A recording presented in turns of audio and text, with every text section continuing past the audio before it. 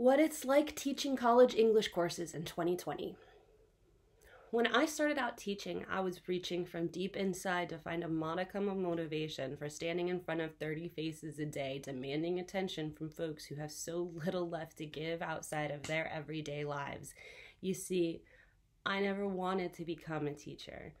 I thought when I was young, like so many other foolish things youth brings with its ego-driven drama ringing in your ears, stinging your insides, that those who can't do, teach.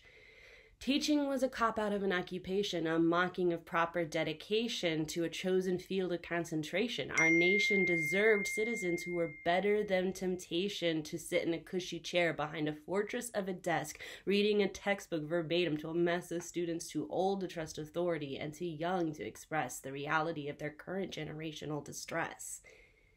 But when I was done with my degrees, I needed a way to keep my pay flowing freely into my bank account for me to be fulfilling my half of the agreed upon partnership between me and my husband.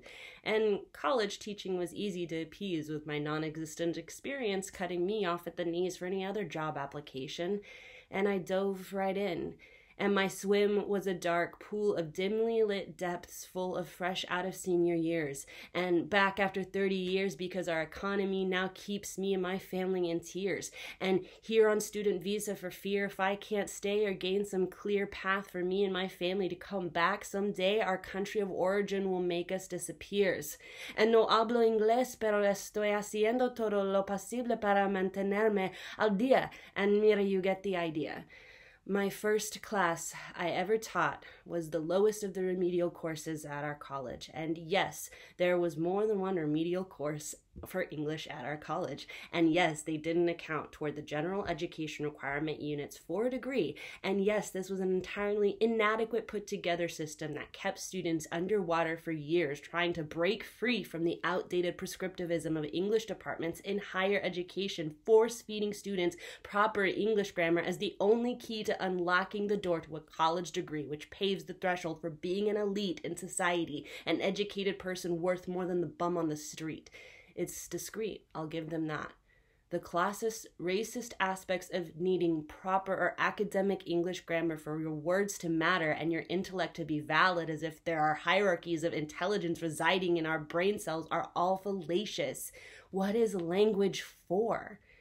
Any teacher worth their weight in privilege will tell you easily language is for communication, for education, for contemplation, for memorization, for confrontation, for inspiration, for occupation, for creation.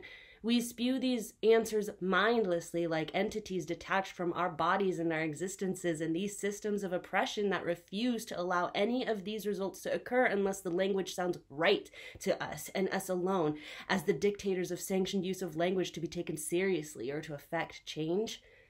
You know, in Orwell's dystopian authoritarian regime, they target the language as a massive battleground to keep the masses uniformly unable to think, speak, or exist outside of the structured form of communication manufactured by the party. Because language, as Orwell knew, is the most essential aspect of humanity's nuanced diversity, our progressive capacity to grow, thrive, and succeed as a society of citizens completely and totally free. Restricting that core piece of our species to be allowed in only a small, rigid cage keeps people illiterate, ignorant, enslaved, and alone. Years have passed now since my first class, full of mentally tired, philosophically hungry, and emotionally empty rhetoric surrounding the importance of academic English and proper grammar.